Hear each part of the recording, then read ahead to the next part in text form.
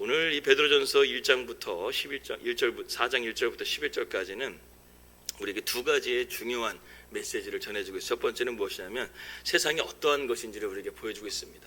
마지막 때에 특별히 7절 말씀 보게 되면 만물이 마지막에 가까이 왔다고 하는데 도대체 이 만물이 왜 마지막에 되었는지 그것을 알려주는 현상이 1절부터 6절까지 나와져 있습니다. 세상이요, 음란과 정욕으로 술 취함과 모든 방탕과 향락으로 가득한 세상이 되어졌기 때문에 이러한 악한 것들을 우리가 보게 되면 이 마지막 때가 다가오게 된 것이고, 또 하나님이 산자와 죽은 자를 심판하시는 그러한 때가 곧 오게 된다는 것을 우리에게 말씀하고 있습니다. 여러분, 세상은 점점 갈수록 악해져 가고 있습니다. 그렇기 때문에 이러한 세상 속에서 이제 만물이 가까워지게 되고 우리가 주님의 재림이 가까워지게 되는 것을 우리가 알고 항상 우리가 영적인 긴장감을 가지고 믿음으로 나가야 될 줄을 믿습니다. 오늘 저는 여러분들과 함께 그 앞부분의 현상에 대한 부분이 아니라 우리가 마지막 때 우리 믿는 성도들이 무엇을 준비하며 나가야 되는가, 이것을 우리가 함께 여러분들과 나누려고 합니다. 여러분, 우리는 내일을 기약할 수가 없죠. 내일 또 무슨 일이 일어날지 우리는 알지 못합니다. 그러면 우리에게 주어진 일을 우리에게 마땅히 하지 않게 되게 되면, 오늘 해야 될 일들을 우리가 하지 않게 되게 되면 우리는 후회하는 삶을 살아가게 된다는 것이죠. 오늘 본문의 말씀 보게 되면 베드로 사도는 주님의 오심이 임박한 상황 가운데 있다라고 우리에게 말씀해 주고 있습니다. 이것을 우리가 좀 알기 쉽게 여러분들에게 설명을 드린다고 한다면, 이 만물 7절 말씀 보게 되면 만물이 마지막에 가까이 왔다는 것은 이런 의미가 있습니다. 두 가지 의미가 있는데, 첫 번째는 무엇이냐면 예수님의 초림부터 재림까지의 기간을 우리는 이 마지막 세대, 마지막 시대, 이 말세라고 부른다는 것입니다. 예수님이 탄생하시고 그 부활을 승천하신 다음 이제 다시금 오시는 그때를 우리는 그 기간을 성경에서는 말세의 시대라고 우리가 부릅니다. 또 두 번째로는 여기 속히라는 단어가 나오게 되는데, 이 속히라는 단어는 어떤 시간적인 흐름에 따르는 즉시, 주님이 즉시 오신다는 것이 아니라 내일 당장 오신다는 것이 아니라 임박성에 가까운 그러한 단어의 의미를 가지고 있습니다. 즉 즉시라는 것은 시간의 흐름을 말하지만 임박성이라는 것은 아무 때나, 주님은 언제든지 지금 이 순간에도 주님이 우리에게 오실 수가 있다라는 것이죠. 그래서 우리는 지금 어느 때를 살고 있냐면 이 말세의 때를 살고 있고, 주님은 언제든지 지금 이 순간에도 오실 수 있기 때문에 우리가 항상 준비하고 있어야 된다. 이러한 것을 지금 베드로가 우리에게 말씀해 주고 있습니다. 그렇다고 한다면 우리의 삶 가운데 과연 우리가 무엇을 준비하며 살아가야 되는가, 오늘 여러분들과 두 가지를 말씀드리고 다음 주에 마지막 세 번째를 말씀을 이어서 말씀드리도록 하겠습니다. 첫 번째는 무엇이냐면 우리가 영적인 측면을 준비해야 된다는 것입니다. 한번 따라 해볼까요? 영적인 측면을 준비해야 된다. 오늘 7절 말씀을 다시 한번 읽겠습니다. 7절 시작. 만물의 마지막이 가까이 왔으니 그러므로 너희는 정신을 차리고 근신하여 기도하라. 마지막 때 우리가 준비해야 될 첫 번째는 무엇이냐면 뭘 하라는 거예요? 동사가 뭐죠? 기도하라는 것입니다. 이 영적인 측면을 준비하라는 거예요. 즉 하나님과 우리와의 사이의 관계를 잘 바르게 해야 된다는 것을 말씀해 주고 있습니다. 정신을 차리고 근신하여 기도하라. 기도를 우리가 그냥 하면 될 줄 알았는데 정신을 차려야 된다는 거예요. 여러분, 정신 차려야 됩니다. 할렐루야. 그리고 근신해야 됩니다. 우리의 몸과 마음을 늘 깨어있게끔 우리가 근신해야 된다는 것이죠. 그러니까 예배 오는 것이, 예배를 드리고 우리가 기도하는 것은요, 우리가 정신을 차리고 근신해야 된다는 거예요. 깨어있어야 된다는 것입니다. 누구보다 이 베드로는 내가 정신을 차려야 되고 근신해야 되는 것에 대해서 누구보다 깊은 깨달음을 가졌던 사람이 바로 베드로였습니다. 예수님께서 겟세마네 동산에 있었을 때 베드로의 모습을 한번 상상해 보십시오. 베드로의 모습이 어떤 모습이었을까요? 주님이 3번이나 베드로를 깨우러 왔어요. 그러니까 베드로는 육신적으로 지쳐있고, 그리고 힘이 졸리고 피곤하고 늘 그 시간 가운데 피곤해 있었다는 거예요. 그리고 심지어는 잠들어 있었습니다. 그런데 그날이 어떤 날이었습니까? 주님께서 마지막 이 땅 가운데 사셨던 마지막 날이었어요. 이제 이 하루만 지나가게 된 십자가에 달려 주님은 이 땅 가운데 더 이상 계시지 않는, 십자가에 달려 죽으시는 그날 밤이 바로 이 겟세마네 동산에서의 밤이었습니다. 그래서 주님이요, 웬만해서는 제자들 깨우지 않았어요. 성경에 어디에 보더라도 주님이 제자들이 피곤하고 지쳐 있을 때 제자들 깨웠다라는 말씀이 없어요. 그냥 홀로 기도하러 가시고 한밤중에 기도하러 가셨지 제자들 깨우지 않았어요. 그런데요, 그날만큼은 주님이 3번이나 깨웠어요. 그날이 어떤 날이냐? 주님께서 십자가에 달려 돌아가시는 날이었다는 거예요. 그렇기 때문에 제자들이 함께 기도하기를 원했는데 제자들은 기도하지 못하고 피곤해서 잠자고 있었다는 것입니다. 심지어는 그날 겟세마네 동산에 제자들 12명 다 데리고 간 것이 아니라 그 중에서도 3명 가장 주님과 친밀하고 그중 주님을 가장 가까이 따랐던 요한과 야고보와 베드로 이 3명을 데리고 갔어요. 그리고 베드로는 수제자였지 않습니까? 근데 주님이 그 겟세마네 동산에서 피와 땀이 흐르는 그 기도 가운데서도 그것을 보면서도 베드로는 잠들었다는 것이죠. 피곤하고 잠들어 있고. 여러분 평상시에 주님이 여러분들 잠들어 있을 때 잘 깨우지 않아요. 그러나 정말로 중요한 시기 때는 여러분들에게 기도시킬 때가 있다는 거예요.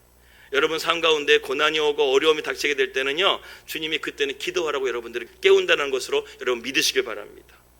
주님은 중요한 시기 때마다 항상 기도하셨다는 것이죠. 베드로는 기도하는 시간에 잠들었고, 그리고 결국에는 기도가 무너지게 되니까 예수님을 3번이나 부인하게 되는 그런 처절한 실패를 경험하게 됩니다. 여러분, 우리가 기도가 무너지게 되면요, 결국엔 주님 부인하게 되고 세상 따라가게 될 수밖에 없는 거예요. 이게 성경적인 원리예요. 우리가 기도가 무너지면 안 돼요. 기도가 무너지게 되면 우리의 신앙이 무너지게 되고 주님 결국 부인하게 돼서 세상으로 갈 수밖에 없다는 것입니다. 그래서 베드로는 오늘 우리에게 말합니다. 정신 차려라. 근신하라. 깨어있어라. 그리고 기도하라는 거예요. 기도해야지만 우리가 이 말세의 시대에 이 혼란스러운 이 세상 속에서 우리가 깨어 나아갈 수가 있다는 것입니다. 예수님께서는 마가복음의 말씀을 통해서 우리에게 또한 한 가지 사건을 우리에게 보여주고 있습니다. 마가복음 9장 말씀 보게 되면 제자들이 벙어리 귀신 들린 소년을 못 고치게 되자 주님께서 고치신 사건이 하나 나오게 되는데, 그때 제자들이 예수님에게 이렇게 묻습니다. 우리는 왜 못 고쳤습니까? 우리는 왜 예수님처럼 이렇게 능력을 행하지 못하고 이 귀신 들린 사람을 쫓아내지 못합니까? 그러자 주님은 너와 나가 다르기 때문에 그런 거지, 네가 나를 따라올 수 있어, 이렇게 차별한 것이 아니라 주님은 원리는 똑같은 방법으로 우리에게 말씀해 주고 있어요. 기도 외에는 다른 이유가 없다는 거예요. 예수님도 기도하셨고 제자들도 기도했는데 중요한 것은 무엇이냐면 늘 날마다 우리가 깨어 기도하는 삶을 살아가느냐, 아니면은 나태한 그런 신앙생활로 우리가 기도의 생활을 하느냐, 이것의 차이라는 거예요. 제자들이 기도 안 했겠습니까? 예수님께서 주기도문도 가르쳐 주시고, 그리고 주님이 항상 그들의 제자들에게 기도에 대해서 가르쳤다는 것이죠. 그런데 그 기도가 삶 가운데 하다 보니까 좀 지루한 거예요. 그러니까 기도의 생활을 나태하게 하고 조금씩 멀리하게 되다 보니까 정작 주님의 능력을 나타낼 그때에 내 안에 그 능력이 없는 거예요. 그들에게 줄 것이 없어요. 여러분, 목회자로서 가장 비참할 때가 언제인지 아십니까? 성도에게 줄 것이 없을 때, 영적으로 영향력을 미치지 못하게 될 때 목회자는 가장 비참함을 느낍니다. 그래서 목회자가 가장 해야 될 것 중에 하나도 뭐냐면 여러분, 정신 차리고 기도하는 거예요. 하나님의 능력을 받아서 이 시간 가운데 말씀을 전할 때 하나님의 능력이 여러분들 가운데 임해서 여러분들이 살아나게 되고 여러분들이 주님의 말씀 붙들고 세상으로 나가 승리하게 되는 것이 목회자의 가장 큰 보람이고 가장 큰 기쁨인데, 그것이 나타나지 않고 성도들이 갈수록 죽어가는 거예요. 그럼 목회자는 가장 비참함을 느끼는 거예요. 그러니까 목회자도 깨어 기도해야 된다는 것입니다. 무엇보다 성경에서 우리에게 기도를 강조하는 이유는 기도하지 않으면 하나님의 역사가 나타나지가 않는다는 것이죠. 마가복음 9장에서 제자들이 벙어리 귀신 들린 소년을 못 고친 이유가 무엇이었습니까? 2가지가 있어요. 첫 번째는 뭐냐면 예수님 뭐라고 하냐면 믿음이 없는 세대요, 이렇게 말했어요. 내 삶 가운데 기도가 없어지게 되면 무엇이 없어져요? 믿음이 없어진다는 거예요. 믿음이 점점 약해진다는 거예요. 그러니까 이 귀신 들린 사람을 고칠 수가 없었다는 거예요. 제자들이 처음부터 못 고쳤던 것이 아니었습니다. 마가복음 그 앞장 보게 되면 예수님께서 제자들을 둘씩 파송해서 70명이 전도를 파송하는 장면이 나오는데, 그들이 돌아와서 보고를 어떻게 합니까? 병든 자들이 나음을 얻나이다, 귀신이 쫓겨나가나이다. 그들은 그것을 경험했던 사람이었어요. 아, 믿음이 있게 되면 이런 능력이 나타난다는 것을 제자들은 알았어요. 그것을 경험했어요. 근데 무엇을 했어요? 기도 생활을 등한시하게 되니까 결국에는 귀신 들린 아이를 못 고치게 됐다는 것을 말씀하고 있습니다. 그래서 예수님께서 그 아버지에게 제자들에게 들으라고 이런 말을 하죠. 할 수 있거든요. 무슨 말이냐? 믿는 자에게는 능치 못함이 없느니라. 할렐루야. 여러분, 우리가 정말 그런 하나님의 역사가 나타나기 위해서는 먼저 우리의 믿음이, 이러한 믿음이 회복되기를 주님의 이름으로 축복합니다. 할 수 있거든요. 무슨 말이에요? 믿는 자에게는 능치 못함이 없다. 그 다음에 주님께서 가르쳐 주신 교훈이 무엇입니까? 기도하라는 거예요. 기도 외에는 이 다른 이유가 나갈 수가 없게 된다는 것입니다. 너희들과 나의 차이가 뭔지 아냐? 믿음과 기도의 차이라는 거예요. 기도 외에는 다른 이유가 나갈 수가 없다라는 거예요. 사랑하는 여러분, 우리가 기도하지 않으면 하나님의 역사는 일어나지 않아요. 무슨 일을 하든지 기도로 시작하고 기도로 마치게 될 때 하나님의 역사는 일어나게 될 줄 믿습니다. 그때 하나님이 지켜주시는 거예요. 하나님이 보호해 주시고 놀라운 기적이 우리 가운데 일어나게 되는 것입니다. 1980년대에 소련 지하에 아직 소련이 무너지지 않았을 때 한 선교사님이 구소련 시대에 한국인 선교사로 지하교회에 소련에 있는 지하교회를 방문하게 되었다고 합니다. 근데 그들이 일주일에 한 번 예배를 드리는데 놀랐다라는 거예요. 예배 시간이 4시간이래 4시간. 그리고 끝나고 나면 몇 시간씩 기도하다가 거의 저녁이 될 때까지 기도하다가 돌아간다는 거예요. 왜 그렇게 했을까 했더니 거기 있는 분이 관련된 스텝이 말해주기를 뭐라고 말하냐면 소련이 그 당시에 공산국가였기 때문에 기독교를 믿는 것이 발각이 되게 되면 심한 고문을 받거나 죽임을 당했던 시기였다고 합니다. 그래서 그들이 잡히게 되게 되면 그 다음 주일날 예배 나올 것에 대한 기약이 없기 때문에 그들은 마치 오늘이 마지막인 것처럼 최선을 다해서 주님을 예배하고 기도했다는 거예요. 마지막인 것처럼 기도하는 그들의 기도가 그냥 기도였겠습니까? 간절한 기도였다는 것이죠. 정말 하나님 이 소련이라는 나라를 하나님 무너뜨려 주십시오. 이 공산권을 무너뜨려 주십시오. 독일의 히틀러의 나치 정권을 무너뜨려 주십시오. 그렇게 그들이 간절하게 기도한 결과 1980년대에 두 가지의 큰 사건이 일어났습니다. 소련이 붕괴가 되어버렸습니다. 고르바초프의 소련이 붕괴가 되게 되고 베를린 장벽이 1980년대에 무너졌다는 거예요. 그들이 지하에서 기도했던 그런 것이 아무것도 아니라 진실되게 하나님 앞에 간절하게 기도했던 그 기도가 공산권을 무너뜨리고 나치 정권을 무너뜨렸다는 것입니다. 저는 이것이 여러분 우연이 아니라고 생각합니다. 기도했기 때문에 이런 역사가 일어날 줄 믿습니다. 스코틀랜드의 존 낙스라는 목사님이 계신데 그분의 기도는요 얼마나 유명했는지 스코틀랜드의 여왕이었던 당시 메리 여왕이 이런 말을 했습니다. 내게 100만의 군대보다 존 낙스의 기도하는 두 손이 난 더 두렵다는 거예요. 얼마나 멋진 말입니까? 100만의 군대보다 기도하는 저 존 낙스의 두 손이 난 더 두렵다는 거예요. 왜? 하나님이 존 낙스가 기도하게 되면 이 100만의 군대도 순식간에 무너뜨릴 수 있는 분이시기 때문에 여러분 우리가 기도할 때 마귀가 물러갈 줄 믿습니다. 우리가 기도할 때 기적이 일어날 줄 믿습니다. 기도할 때 치유가 일어나게 될 줄 믿습니다. 존 낙스는 이런 말을 남겼습니다. 기도하는 한 사람은 기도하지 않는 한 민족보다 강하다. 할렐루야. 기도하는 한 사람이요 기도하지 않는 한 민족보다도 강하다는 거예요. 우리가 잘 아는 찬송가 190장 샘물과 같은 보이라는 찬양 여러분 잘 아시죠? 그 찬양을 작사한 윌리엄 카우퍼라는 분이 계신데 그분은 원래 목사의 아들이었다고 합니다. 그런데 6살 때요 갑작스러운 어머니의 죽음으로 큰 충격을 받아서 평생을 우울증으로 살았다는 거예요. 그래서 성장해가지고 변호사가 되었지만 삶에 대한 소망이 없어가지고요 그는 자살을 무려 6번이나 시도했다고 합니다. 한 번은 마약을 먹고 강에 들어가 죽으려고 했지만 그날따라 안개가 껴가지고요 강을 찾지 못해가지고 걷고 걷다 보니까 자기 집 앞에 서 있더라는 거예요. 그래서 자살이 실패했어요. 두 번째 자살은 집에서 이제 칼을 가지고 손을 그으려고 이렇게 칼을 이렇게 댔는데 칼이 갑자기 부러져 버리는 바람에 또 자살을 실패하게 됐어요. 세 번째는 밧줄을 매가지고 목을 매달려고 했는데 의식불명이 될 때쯤에 갑자기 줄이 끊어져 버렸어요. 분명히 튼튼한 줄이었는데 줄이 끊어져가지고 또 살아남게 된 거예요. 그렇게 6번이나 자살을 시도했는데 죽지 못하고 살아가지고 결국에는 그 사람을 결국에는 정신병에 들어가게 됐습니다. 그분이 69년이라는 인생을 살았는데 21년 동안 정신병원에 살았다는 거예요. 그런데 어느 날 그의 깊은 마음의 병에서 나올 수 있었던 한 사람을 만나게 됩니다. 그가 바로 나 같은 죄인 살리신 주은혜 놀라와 이 어메이징 그레이스라는 찬송을 작곡했던 존 뉴튼 목사님을 이분이 만나게 됩니다. 그리고 그 존 뉴튼 목사님은 이 형제를 위해서 날마다 기도해주고 그리고 또 말씀을 읽어주고 격려해줬다고 합니다. 그랬더니 점차 안정을 찾기 시작하면서 그 존 뉴튼 목사를 만나서 예수님을 만나게 되고 진정한 치유를 경험하게 돼서 그가 그 정신병원에서 회복되는 가운데서 쓴 그 곡이 바로 이 찬송가 190장. 이 곡이 정신병원에서 만들어진 곡이.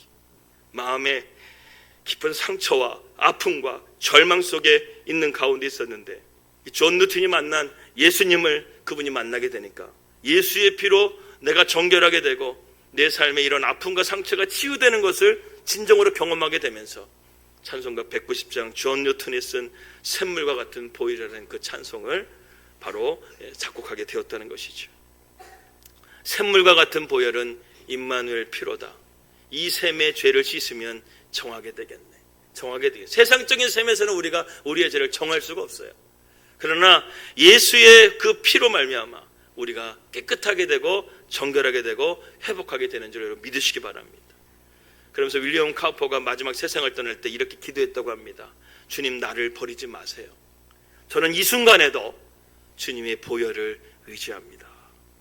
여러분, 우리의 마지막에 이런 고백이 됐으면 좋겠습니다. 주님, 저를 버리지 마세요. 저는 이 순간에도 주님의 보혈을 의지합니다. 이렇게 고백할 수 있기를 주님의 이름으로 축복합니다.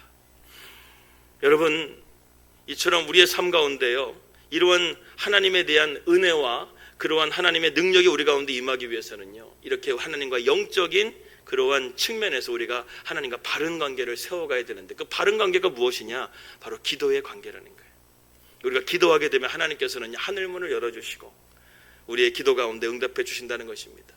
제가 가끔가다 여러분들에게 말씀드린 대천에 있는 그 권사님 얘기를 들어보는데, 어느 날 새벽에 하나님 기도하는데 내 딸아 내가 내 기도를 들었노라 라는 응답을 딱 주시는 순간부터 기도가요 깊어지기 시작하는데요, 심지어는 하나님이 내가 운전을 하고 있는데 내가 운전할 때도 하나님께서 오른쪽으로 가라 왼쪽으로 가라 이렇게까지 말씀을 해주신다는 거예요. 하나님이 임마누엘 되셔서 우리의 가운데 인도해 가고 계신다는 것을 우리가 기도하게 되면, 영적인 영이 열리게 되게 되면 우리의 삶 가운데 하나님은 이렇게까지 우리의 삶 가운데 간섭하여 주시고 이끌어 가시는 하나님이신 줄 여러분 믿으시길 바랍니다. 그렇기 때문에 여러분, 우리가 이것을 믿고 확실하게 의지할 수 있다고 한다면 고난을 넘어서는 기쁨의 원천을 발견하게 될 뿐만 아니라 고난을 통해서 주시는 구원, 소망, 하나님의 보배로운 약속들이 우리의 삶을 이끄는 원동력이 될 줄을 믿습니다. 두 번째로는요, 우리가 횡적인 측면에서의 영적인 과제가 있습니다.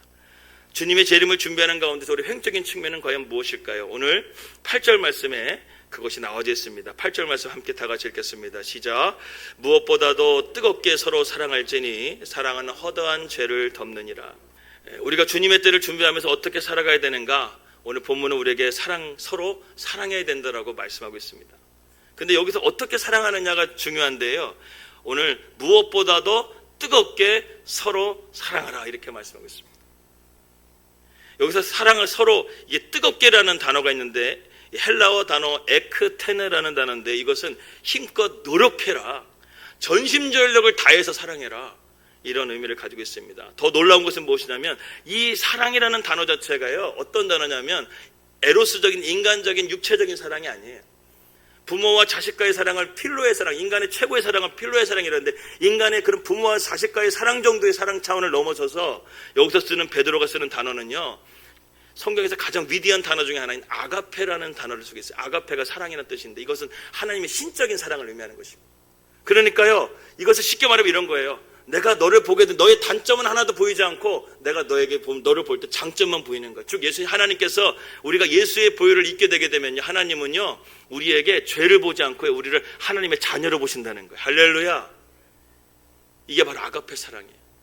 우리의 흠집이라든가 우리의 아픔이라든가 우리의 죄를 들춰내는 그러한 모습이 아니라 덮어주는 사랑이라는 거예요. 보혈로 덮어주는 그 사랑을 통해서 하나님이 우리를 품으신다는 것이죠. 예를 들어서 여러분, 부모를 우리가 가장 큰 사랑으로 볼 수 있지 않습니까? 부모는 자식을 위해서 물불을 안 가리죠. 오늘 우리가 낮에 말씀 설교를 들었다시피 부모는요, 자식 앞에서는요 이름으로 불려지길 원하지 않아요. 엄마 아빠라고 불러지는 것을 부모는 더 원한다는 것이죠. 엄마와 아빠로 사는 것이 자식에게 엄마 아빠로 사는 것이야말로 더 가치 있는 삶이라고 부모는 생각하고 산다는 거예요. 그래서 진짜 어른이 되려면 여러분, 이런 말 있잖아요. 진짜 어른 되려면 뭐라고 그래요? 자식 낳아야 한다는 거예요. 자식 낳아야 진짜 어른 된다는 거예요. 그래야 부모의 마음을 알 수가 있으니까. 오늘날 세상을 보게 되면요, 사랑이 너무나 얕아가고 있어요. 일단은 내가 희생하려고 하지 않아요. 희생하고 용서하고 나누고 베푸는 것이 익숙하지가 않아요. 받으려고만 하고 있어요. 개인주의, 이기주의가 오늘날 우리 사회를 냉랭하게 만들어가고 있어요. 식당에 가도요, 사랑의 온도차가 느껴지는 거 아십니까? 연인들 보세요. 밥에는 관심이 없어요. 오로지 토크입니다. 상대방에게 계속 말을 거는 거예요. 국이 식어가도 상관이 없어. 그런데요, 한 오래된 부부를 보게 되면요, 밥 시켜놓고요 서로 핸드폰만 보고 있어요. 서로 얼굴 보지도 않아요. 심지어는 심하면은요 밥 가지고 서로 싸우기도 합니다. 사랑이 식어가면 이렇다라는 거예요. 관심이 없는 거예요. 근데 연인들을 보세요. 연인들의 관심, 밥에는 관심이 없어요. 서로 상대방의 눈을 마주치고 상대방에게 오로지 상대방의 관심에 대해서 그런 뜨거운 열정과 사랑을 가지고 있다는 것이죠.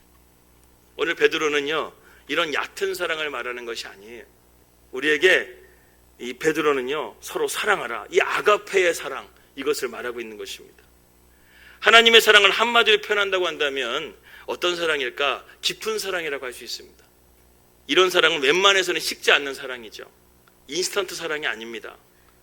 하나님의 사랑은 자신의 모든 것을 쏟아붓는 사랑이라는 것이죠. 그래서 하나님께서 이 자신의 생명을 던져서 우리를 사랑하신 그 사랑은 무엇입니까? 우리를 죽기까지 사랑하셨다는 것이죠. 자기의 생명을 돌보지 않는 거예요. 희생하시면서까지 우리를 사랑하신 거예요. 심지어는 자신을 배신해도 주님을 버려도 주님은 그 제자들을 끝까지 사랑하셨어요. 원수까지도 사랑하셨어요. 이런 사랑이 바로 진짜 사랑이라는 것이죠. 이런 사랑이 있게 되게 되면 어떤 기적이 일어나는지 아십니까? 8절의 후반부에 보게 되면 사랑은 허다한 죄를 덮는다 그랬습니다. 우리 모두에게는요 다 허물이 있어요. 그런데 성경은 우리가 참 사랑을 가지게 되면 그 죄가 덮어진다는 것입니다.